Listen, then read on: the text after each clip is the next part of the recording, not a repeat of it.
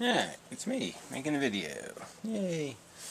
Alright, to be serious, Miss Serious, she's now Karen Kobie, made a video ragging on science, ragging on people who worship science, insulting people who believe science is a linear thing. You know, curve goes up, you gain knowledge, and sometimes the line starts getting precipitous in terms of the knowledge, the amount of information you do gain. And they might say something like, this is the goal of science, is to answer the questions, and eventually we'll run out of meaningful questions. And I think that's an absolute truth.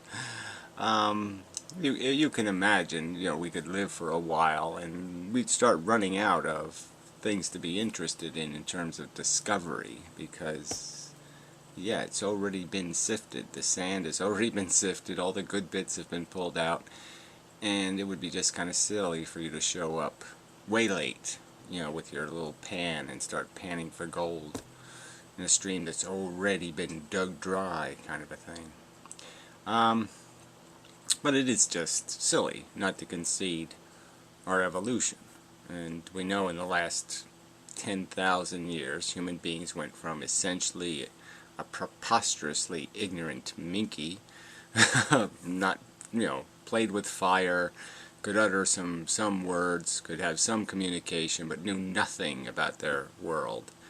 And we now know why it snows and the mechanisms that create weather, and we know our evolution substantially. We know so much, and to piss on that is just silly. And to imply that people who have respect for science versus let's make up a religion, and that seems to be the only alternative, let's lie about who humans are and what humans are. That's the alternative to science, is somebody just lying, making crap up. Yeah, so I would just like to see the form that this worship takes. Show me scientists worshiping, or show me people worshiping science. Show me what that looks like, because this sounds like absolute bullshit. So anyway, her video is so pompous and arrogant, I'm going to play the whole thing just for the fun of it. Yeah. I mean, it's a scripted video, and you know, look, I'm no good at reading scripts, that's why I don't write scripts for my videos. So why don't you just have a real conversation, especially when you're going to accuse other people of being fake. Amazing. Hi, I wanted to do an elaborate video, but I'm afraid time got in the way. Yeah, we all have that excuse. Yeah, I was, you know, going to call, like, you know, Pixelation Studios and have them do my video, but I just didn't have the money. So, yeah, it's tough. So I hope you'll overlook the static graphic I've used instead. I've been wondering lately. Right, the static, boring graphic of what? Clouds and a little towery thing looks like a steeple or something? I don't know. What am I supposed to imply from this cloud thing? You know that cloud thing is the traditional heaven thing. You do know that, don't you? So she has a whole spiel here. I realize that this photo might seem like I'm alluding to some transcendent or metaphysical truth. No, you're alluding to God. I mean, it's the traditional heaven. Look up to the sky. I mean, that's traditional religion. You don't know that? Oh, you do know that. You're just a silly person. However, the opposite is actually true. Well, then why, if the opposite was true, why didn't you just show a paramecium? Why didn't you show a syphilis microbe? You know, we absolutely know what causes syphilis, don't we? We absolutely know, don't we? Yeah, we have identified the little critter. Didn't we absolutely do that? Oh yes, we absolutely did. However, the opposite is actually true. The video makes the point that we know there are no transcendent, metaphysical, or absolute truths. So she threw like a truth, a universal or a permanent truth, in the same category as metaphysical and transcendent. So transcendent, whatever that is, and metaphysical, which is what, supernatural, are now in the same category as established permanent.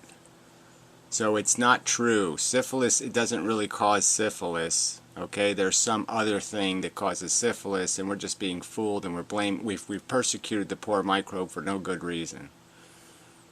This is just silly. So maybe it's time to wake up to that fact. Instead of looking for elusive absolute truths, so now she's using the word absolute truths, so implying that all scientific investigations have been failures, essentially. None of them are permanent truths. The fact that the world appears to be round, nope, it's not a permanent truth. The fact that syphilis causes syphilis is not true. The fact that we have salt water in our veins and are evolved from fishes is not true. These cannot be stated as a truth, as a fact.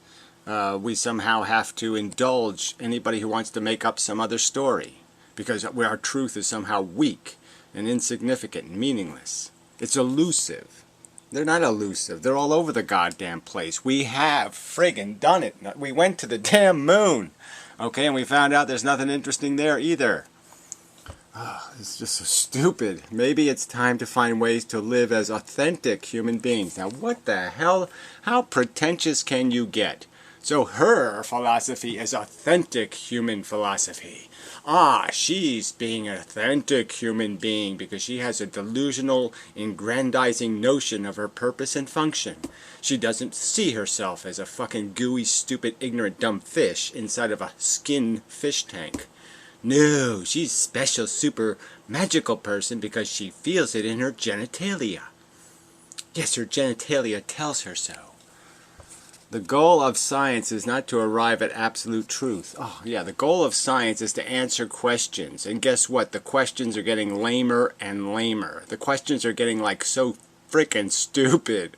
Like, exactly how many snowflakes fell in New Jersey this year? Yeah, who cares? We know how much it snowed. If it were, it wouldn't be. It wouldn't be. I don't even know what that means. The goal of science is not to arrive at absolute truth. If it were, it wouldn't be. If it were, it wouldn't be. I don't know. Ugh. It's not a logical thing to say. I'm sorry, it just isn't. It isn't logical. The goal of science is to definitively and as completely as possible to answer questions. We have answered a lot of questions quite well, quite thoroughly, substantially, in bulk. Okay, we've got the syphilis guy. We've got evidence. We got it nailed. We don't need to waste any more time on that one. Yeah, we could get more details. We could count how many hairs are on syphilis's butt. But there's really not a whole lot of point to doing that. There's really no point in wasting the microscope and the guy's time to sit there and count the hairs on the syphilis's butt. God, these pantheists. She's not an atheist. Okay, that's what it comes down to. To do a video like this, to do this rag on science, you have to be some kind of stupid pantheist, magic wishy-wishy. You know, she's thinking the reality is some kind of, you know, we're all wizards really, and we just lost our wizard powers and we didn't know it, but we're all really wizards. And, you know, if we say the right words, the trees will pull their roots up and walk around and talk to us and shit. What is the goal of science? Is it to arrive at absolute truth? I became interested in looking critically at this question after I watched a concordance video which Matt, Thou Art That, responded to. I also responded to Matt's video pointing out that we're fish inside a skin fish tank. I love that. I'm really liking that metaphor because we really are just fish. We're like salmon. You know, and we metamorphize through our life, but we're just desire machines. We're just saying, well, I gotta find my traditional home stream and wiggle my way up. I mean, we're really just playing it out, just like dumb fish. Both videos are interesting and worth a bit of your time. There are links to each video in the low bar. In Concordance's video, he's reading an essay written by Peter Atkins. It's entitled, Science as Truth. The essay ends with the line, Science, the the consummation of the Renaissance and the apotheosis of the human intellect is on the track of ultimate truth. And know it. Yeah, and it's on the track of answering every conceivably meaningful question that can be asked. And look, you can just go to Darwin and Freud, and we frankly haven't done anything interesting since then. We're dissected, all right. We've cut this thing open, and we know what it's made of. You know, and all this bibble babble about there being some deeper truth, you're not going to find it. Prove it to me. You're going to claim it exists. Draw me a picture of it. We see what the big universe is. It's big blobs of matter crashing into each other. We see what the little universe is, which is little blobs of matter crashing into each other. And here in the middle, yeah, this little gooey thing could happen because of a chance circumstance of crashing into reproduction. Okay, a bit of chemistry was able to get complex enough in a quiet enough environment to do replication. And for a billion years, no, for 3.5 billion years of its evolution, it was just a machine. It was just a chemical robot. And it just was a piece of complex chemistry that moved through the environment. And you silly people call that life. You call it meaningful. You think it deserves special status because it's a little eating machine. But what is it? It's just a machine. It doesn't think. It doesn't feel. It doesn't do any of the things we do. But it's life. Attempt to discredit it will deflect it from this noble task. Yes, it's a noble task to answer the important questions. Let's answer the important questions, which we have done. We're fish, okay, in tank bags. And, yeah, we're desire machines. And we can use lots of little words like that. And we're just playing a silly game out because we're horny to play. Is there something else? No, I think that's it. Yeah, I don't think there's anything else. Yeah, that's it, right? Yeah, so we've answered all the big questions, so we're done. Critical thinkers, I propose we step back from this statement for a moment and examine its truth value. Ah, there we go, truth value. So she's going to apply her absolute standards and say, well, you can't, well, and I could just say the exact, I could do the same thing to her. I could defeat anything she says by just saying, but a meteor's going to hit Earth and turn it into a cinder. It's inevitable. It's a truth. It's an absolute truth that planet Earth will not exist in a certain number of years from now. It will no longer exist in the universe. Counter-argument? First of all, such an examination can be daunting because Peter Atkins is a well-known scientist. And I'm sure he didn't say that in his article. I'm sure he didn't say, I'm a well-known scientist who's done well-known and important things, and I'm very interesting and fascinating, and everybody loves me for lots of good reasons, and I'm terribly, terribly, terribly qualified to have opinions, and therefore you should listen to what I have to say just because I'm important. I'm sure he didn't say that in his article. I'm sure he didn't do what you're doing here, which is saying he's somehow making the argument from authority. No, he's making an argument. He's making the argument. Okay? He's not claiming he has the authority to tell us what to believe. He's making the argument that science beats the crap out of fantasy. He worked for Monsanto in his youth and is a former professor of chemistry at the University of Oxford and a fellow of Lincoln College. He is also a prolific writer of popular chemistry textbooks. These are very impressive. Yeah, very impressive credentials that I'm sure were not in his article. I'm sure they weren't. I'm sure he was not arguing from authority. He was arguing. Credential. So, of course, if we follow the course of least resistance, it would be to take him at his word. Take him at his word. He writes a whole article explaining why he says what he says, demonstrating it in a kind of logical proof. Ignore that and claim he's just saying, I know what I'm talking about, believe me, we are 3/4 of the way to knowing everything we need to know. I don't know how far along he thinks we are. I think we are far enough along to know everything we need to know. And if we start to know much more, we're going to blow ourselves up with it. Okay? Pretty soon we're going to have the technology to make like nuclear bombs out of jello. You know how fucked you are when that happens? Pretty soon we're going to be able to make babies in incubators.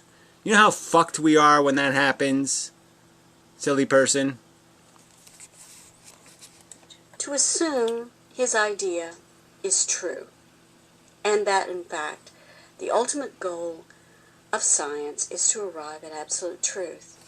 I think the goal of every scientist has been to answer a question, to discover why, or how, or what, or all that kind of stuff. And that's been their goal, and it's an admirable, decent, respectable goal. Understanding knowledge is a good thing. Knowledge of how things work is good.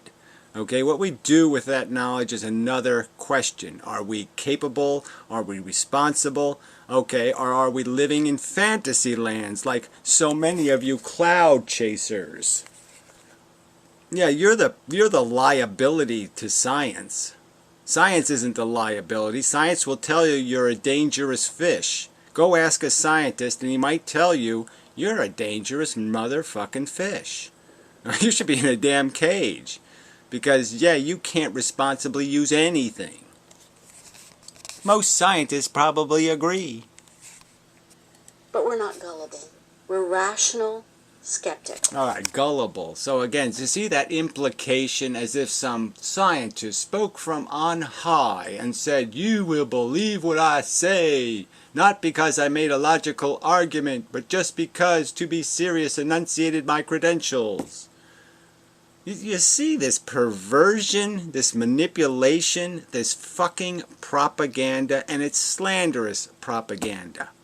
It's disgusting. She's a science bigot. We won't be swayed by appeals to authority. If not, I propose that we look at his claim. We won't be swayed by appeals to authority. And who made the appeal to authority? Who? Concordance? Thou art that? Me? Who? Who are you pointing this finger at and saying there was an appeal to authority? Authority. Where? Where was it? Oh, that's right, you made that up. It's an absolute falsehood rather than an absolute truth. You proved that that's what you like. You like absolute falsehoods. Because that's an absolute falsehood that anybody made an appeal to authority. There was no appeal to authority here. You invented it. You created a straw man, which is a fraud, a lie, an absolute fraud. On their own merits and not through his credentials. Right, exactly. And who cited his credentials? Who said his credentials make this article mean more than it would mean? Who? Oh, that's right, no one. Oh, amazing. When we do, it becomes quickly apparent that there are serious problems with this idea that the goal of science is to arrive at absolute truth. Oh, okay. Let's see her point out the serious problems, that the goal of science isn't to answer questions, and that we have asked a lot of questions and we have answered a lot of questions, and the only questions left are silly questions like how many hairs are on a syphilis microbe's butt. Well, we could go find out, but it's really not that fucking interesting. Phrases. Most working scientists will tell you that absolute truth is both unnecessary. Unnecessary? Isn't that tricky? But go ahead. Play it out. Yeah, I mean, we certainly don't need absolute truth. You don't need, you don't have to dance with every snowflake to know what snow is. And an impossible goal. An impossible goal. So, absolutely The truth that syphilis causes syphilis, the syphilis microbe, is not true. It's not obtainable. We didn't definitively describe... Well, I already did this, right? But you get me? This is just nonsense. This isn't what scientists would say. Scientists would not say we cannot answer questions definitively. We have answered a ton of questions quite thoroughly. Now, whether we answer all questions in such a perfection, it's like pi. You get the 3.14, blah, blah, blah, blah, blah. But you can't go all the way. But you can go far enough. You can create a perfectly useful understanding of the relationship between a diameter and a circumference. You don't have to have every detail. First and foremost, as I said earlier, science is a process. As I think you already know, science is dependent on steps. Science is a process. That is kind of a joke, right? Because it's really defined by the white space, which is not science, right? I mean, what's the process? Don't fuck up the experiment? I mean, what's the process? You ask the question and you start dissecting things to answer the question. That's science. Now, you can dissect incredibly efficiently to get to your solution, or you can get to your solution in some sort of convoluted method. So, I mean, if you're writing questions for a survey to dissect human psychology, there's obviously ways you can do that that are good and ways you can do that that are really going to be flawed. And you're going to make your science kind of dirty. So there's good science and bad science. And there's precision and imprecision.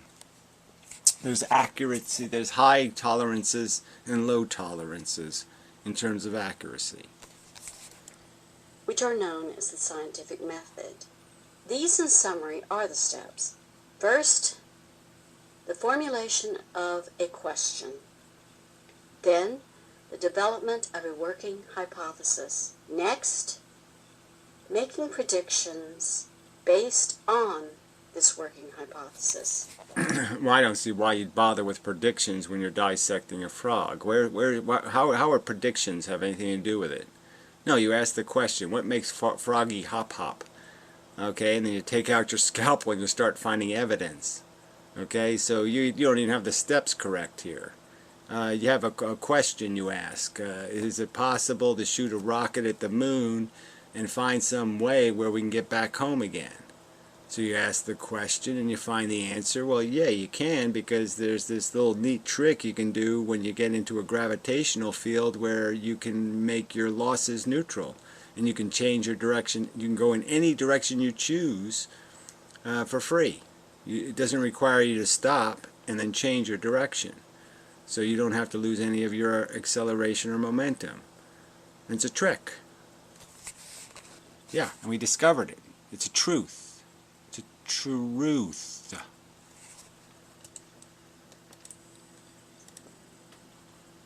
Then, the hypothesis must be subject to rigorous tests.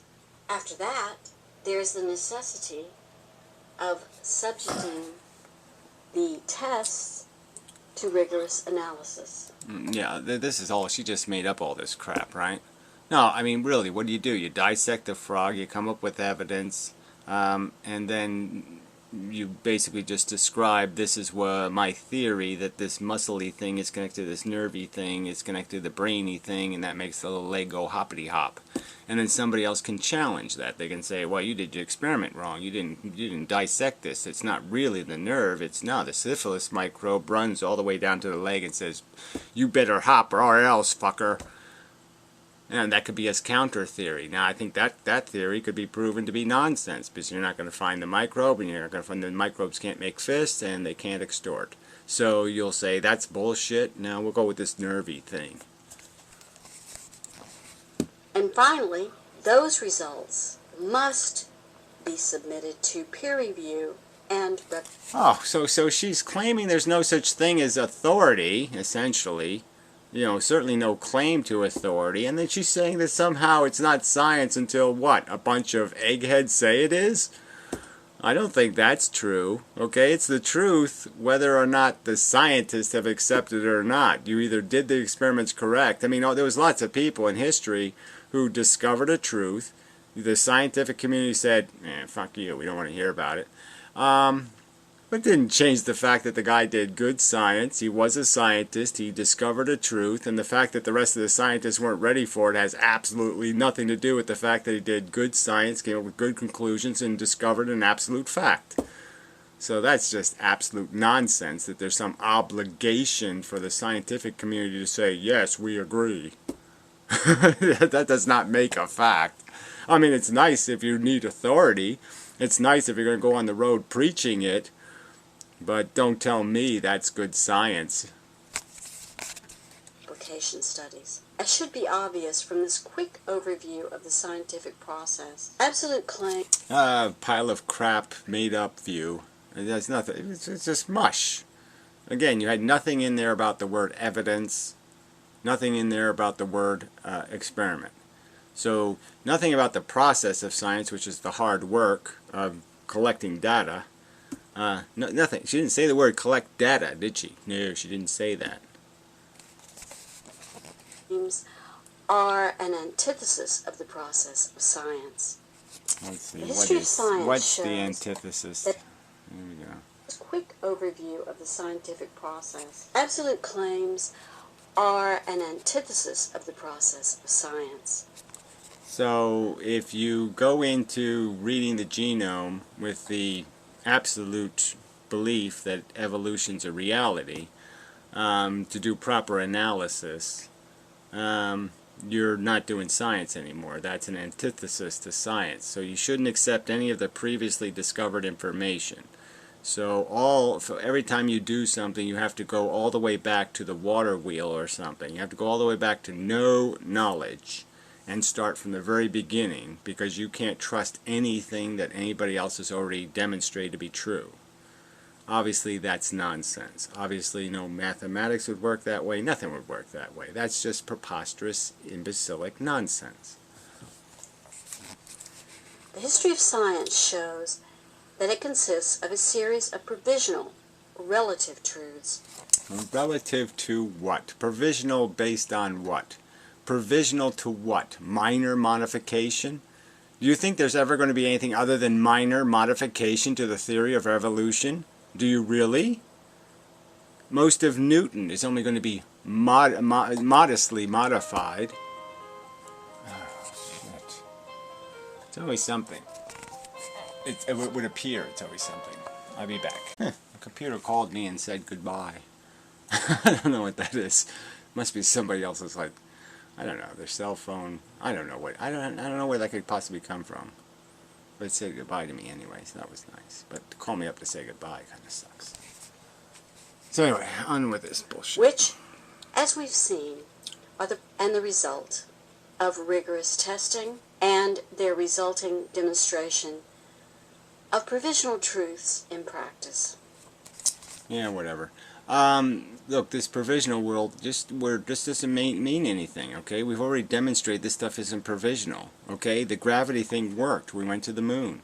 It's not a provisional truth anymore that you can use gravity to change your direction without any increase in fuel consumption. So, well, who are you playing with here? What is this crap? It's not a provisional truth. It's a reliable, dependable, we already used it truth. I mean, this is just silly. Penicillin kills microbes.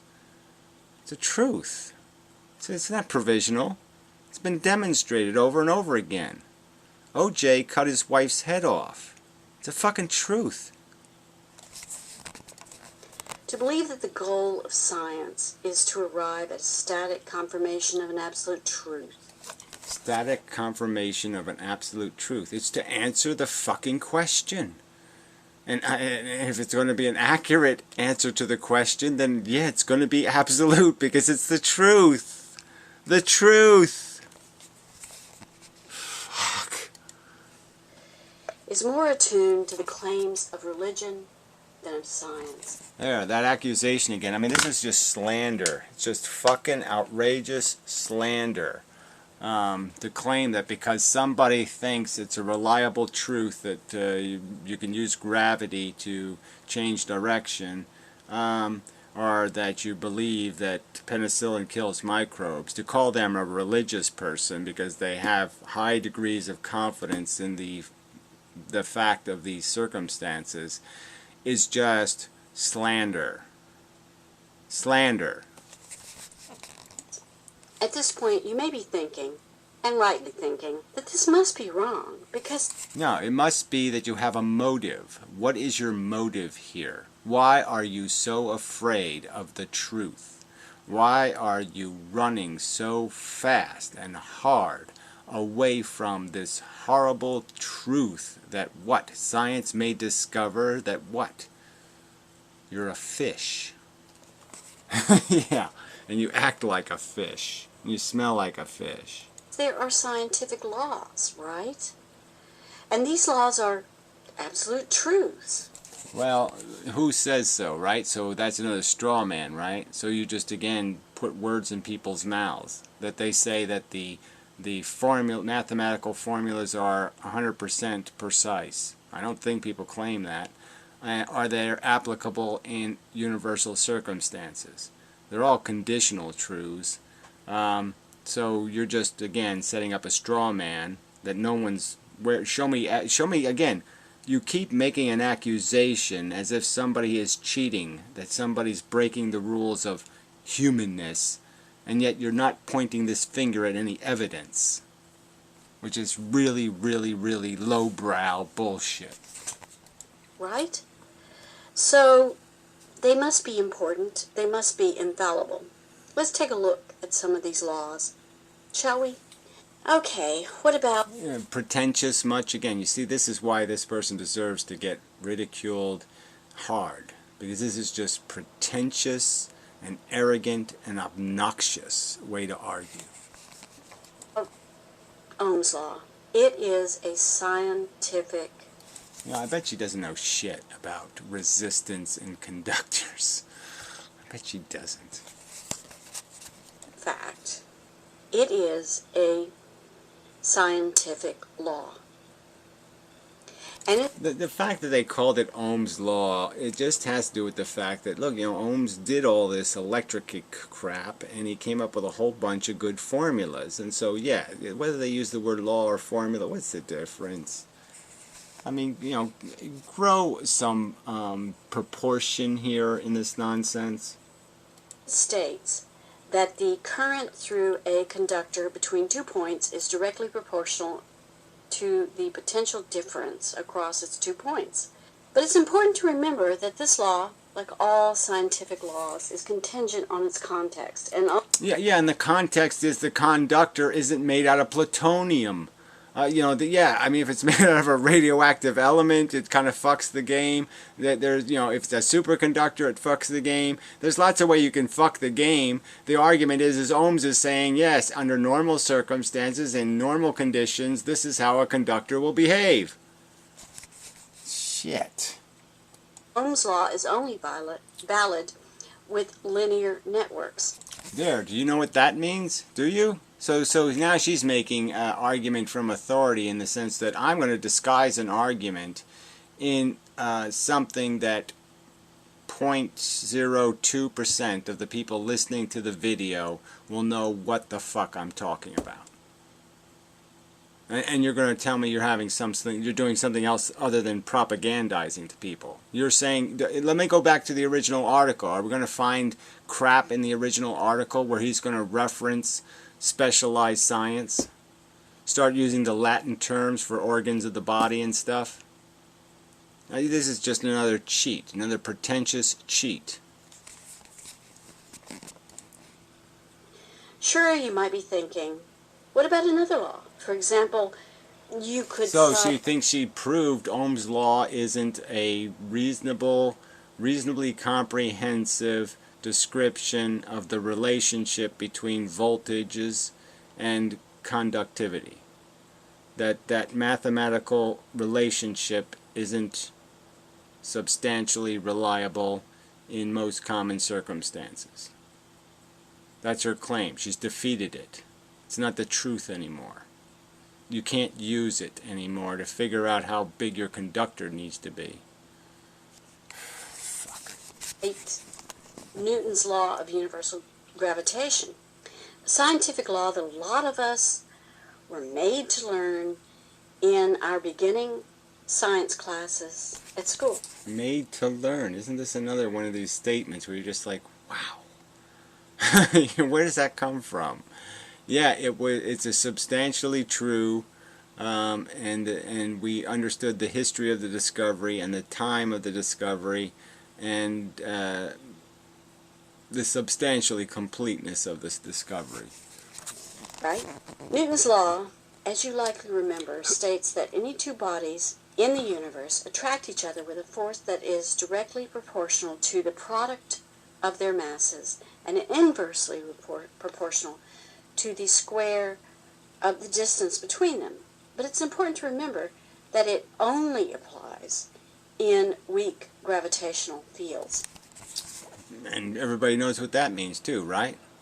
So her proof is so obvious because now she's just said, see, it only applies in weak gravitational fields. Huh? As opposed to what? Black holes? Shit. So it is not an absolute. I could go on. I could include... Yeah, you could go on with a non-real, unscientific, non-demonstration of some counter theory of reality where you say, now I have proven something because you're claiming something. Well, you didn't prove something by claiming something, and you certainly haven't exposed yourself to any kind of dissection of why you believe this to be true and how you define these aberrant gravitational fields, these ones in some special place where it doesn't apply anymore. Let's see you do that. Subject yourself to interrogation on the knowledge, what knowledge you have of this proof, or whether you've just accepted this proof because somebody you like says so. Some authority told you so, therefore you believe it. That's what it sounds like to me. Bell's theorem, Hooke's law, a lot of other things. Yeah, and I'm sure you have intimate knowledge of all those things that you say have been disproven by your authorities. Oh, wow. Isn't this a contradiction? What hypocrisy, what duplicity. You know an authority when you hear one. Is that what you're telling me? You know the authorities that we really should listen to. Yeah. Yeah. Some skeptic. Dozens of other laws. Which, like the one... Yeah, dozens. She's, well, yeah, we've disproven all of these things. Even evolution. The creationists proved it. They proved it's bullshit. Ha ha ha. As we've considered already, are applied only in certain circumstances and imply that there is a causal relationship with... Yeah, causal. Yeah, they imply, they state, they describe relationship. And any relationship can be aberrant. But most relationships are consistent. Okay? Every now and then, yes, the person at the checkout counter at the grocery store has an AK-47 strapped to their leg. Okay, every now and then it probably happens, but you can be pretty sure that 99.9999% of the time they don't. And so you can tell them, gee, you look fat, and you don't have to worry about getting shot. It's the elements in those circumstances. They are not static absolute truths.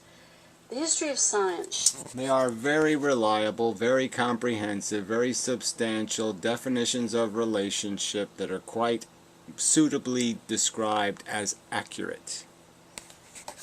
Shows that it consists of a series of provisional relative truths which are produced as a result of rigorous testing and the demonstration of those truths in practice. Yeah, right. And then I guess there's a point where you just can't keep calling it provisional. The technology of the automobile is a pretty reliable technology. We could make lots of truth statements about motor vehicle transportation. They're truth statements. They will be true forever. You will never make them not true.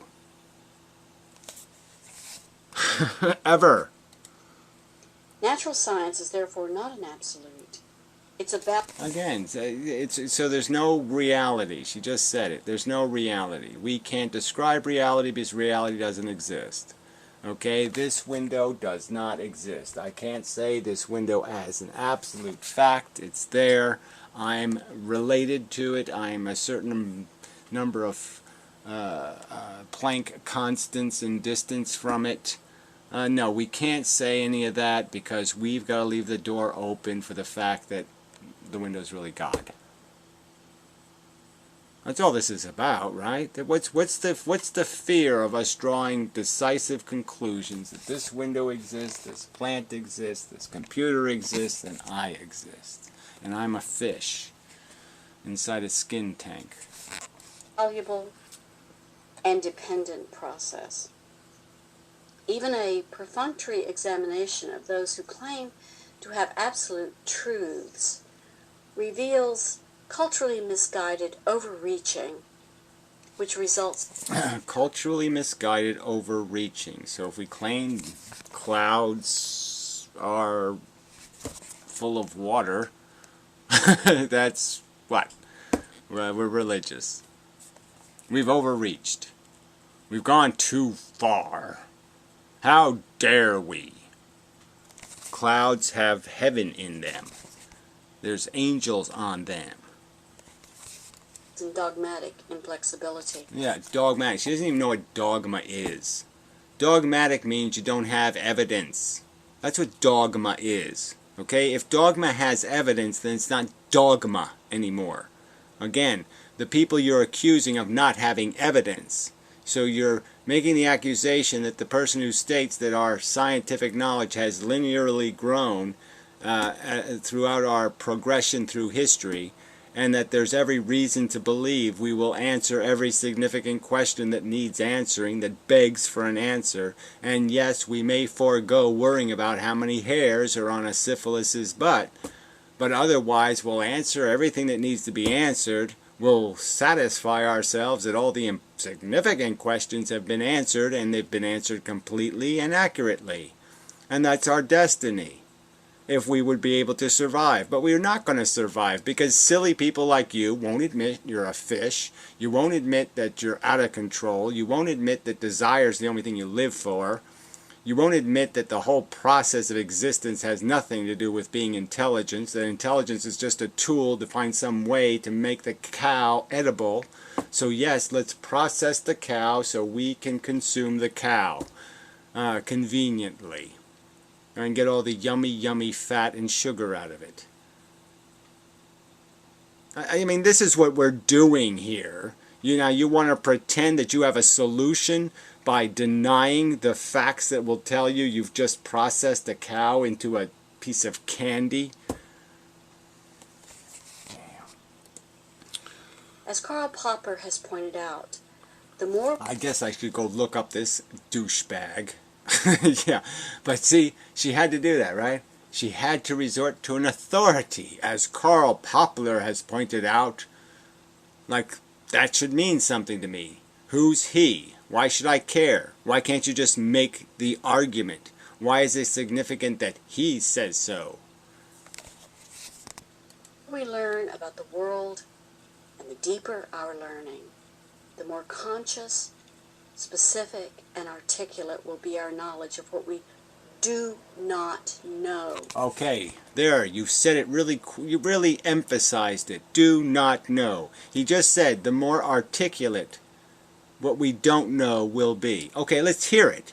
You give me some idea of what you're talking about. What is your fantasy fact that we are just, oh man, when we figure that out, that's going to make all the difference. What is your fantasy fact?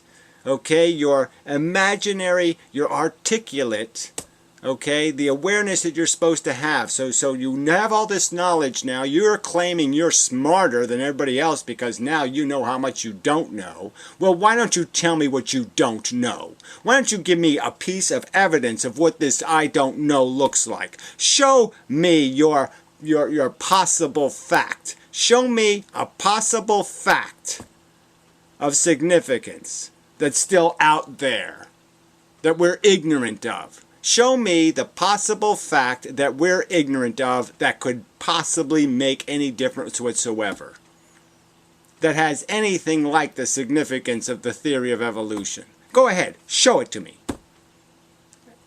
If you're going to be this pompous and arrogant, you should be at least able to do that. Show me your possible theory. It doesn't even have to be a theory. Just show me with the possibility of it.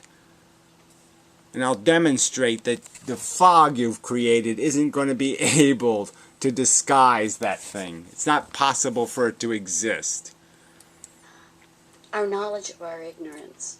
This is the main... Our knowledge of our ignorance. Again, this is just such nonsense. We spent 10,000 years picking everything to pieces, cutting little frogs open to figure out why their legs move, and you're going to tell me we're ignorant. This is just fucking idiotic.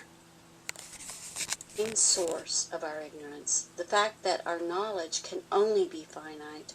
Yeah, again, so yes, we can't know where every single photon is and what every single photon's doing right now. Can't do that, but we certainly can know what the general theme is. Again, we don't have to dance with every snowflake to know what the hell snow is and why it's fallen. Well, our ignorance must necessarily be impotent. No, so there you go. Impotent. Yeah, impotent. It's just, yeah, silly, right? So she's going to discount all our understanding of the universe because we can't know where every photon is. So the reason, so just because we can't know what every photon is doing this millisecond, it has to be less than a millisecond, obviously, because the photon did a lot of things in 1 millisecond. But you get my idea here. Because we don't know everything, we don't know anything. That's the argument. And that's a religious argument, in my opinion. Believing claims to be absolute truths may be comforting. Oh yeah, it's really comforting to know I'm on Fish Planet with a bunch of asshole fish who are looking to the clouds for reality. They're saying, where's God? I've been waiting for him. I called him the other day. Glub, glub, glub, glub, glub. I blew him some bubbles, and he never answered me. You're fucking idiots. Yeah, I'm comforted by the fact that I live on a planet full of fucking idiots. Fucking lunatics. Fucking jackasses. Fucking slandering, lying pieces of shit. Oh, that's so fucking comforting. No, it isn't. But they provide a false comfort. Oh, yeah, it's a false... Again, so what's the... Show me the comfortable scientists. Go ahead. Show me the scientists who are comfortable. Show me the scientists not concerned with greenhouse gases. Show me the scientists who aren't uncomfortable with the ignorant masses driving the fucking human race into the brick wall. Show me this comfort you're talking about. Show me the scientific liars, the people accepting the absolute truthness of Ohm's law, okay, who are doing so because it's comforting. Show me. Or shut up. Which distracts us from the real goal of science. Ah, there we go. Now we're getting to the meat. The real goal of science isn't to answer questions as thoroughly as possible. No, it's something, what? What is it? A goal much humbler and far more realistic. Yeah, which is, let's just go sit here forever and ever until we count all the hairs on a syphilis's ass. Because that'll give us something to do. I'm a capitalist, so I can probably make some money off of it. Pragmatic. Pragmatic. So, yeah, I mean, like I said, I don't read my own scripts well either, but man, that's really... I mean, come on, you've got to read a script. You can't go pragmatic. Pragmatic. Than any unsupported claim that its purpose is to arrive at absolute truth. Its purpose is to answer questions as completely as necessary. Yeah. As completely as is pragmatic. Because the real truth is, we won't find our humanity in worshipping science. Ah, there we go. We won't find our humanity in worshipping science. So this lie is number one, that we're worshipping science. She hasn't shown me what a worshipper looks like yet. So let me see what a worshipper looks like. Finding our humanity. I mean, that's a tricky one, isn't it?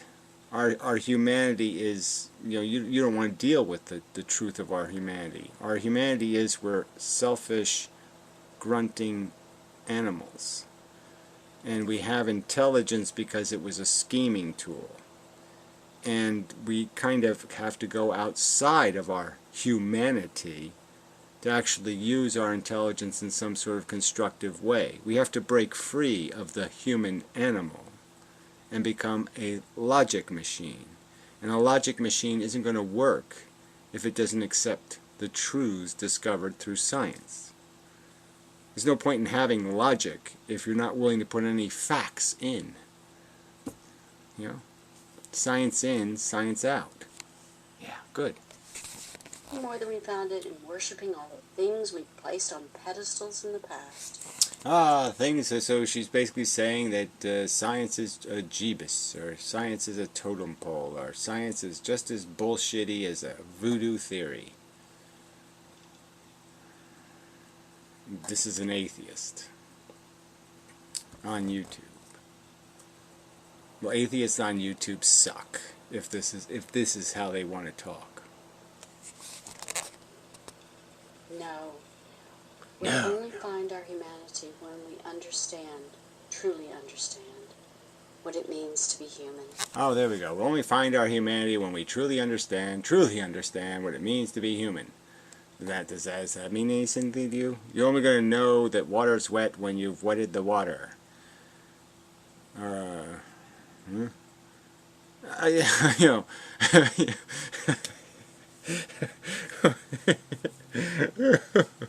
She's going to tell us what it means to be human. But she's not going to use science to do it. Oh, that's what it's all about. She's going to tell us what it is to be human. But I won't do it scientifically. I'll do it with explanations that inform you about what my genitalia tell me. Thanks for listening. Oh, cripes. Thanks for listening. Well, also thanks for critiquing, because, I just critiqued the fuck out of that crap. Oh, man. This is just horrible. This is horrible. Horrible. Sorry, it's just horrible. And she's some sort of science writer. I mean, that's why magazines suck. Yeah. It's just disgusting. Horrific. Dismal.